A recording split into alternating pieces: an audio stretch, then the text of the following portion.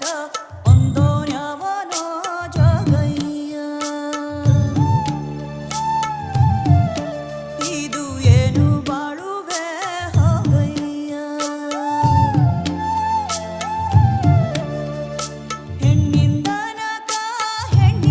ನರಕ ಒಂದೋನ್ಯವನೋ ಜಗಯ್ಯ. ಇದು ಏನು ಬಾಳುವೆ ಹೋಗಯ್ಯ. ಅವಳ್ಯವಳನಕ್ಕೂ ವನವಾಸ ಪೊಕ್ಕು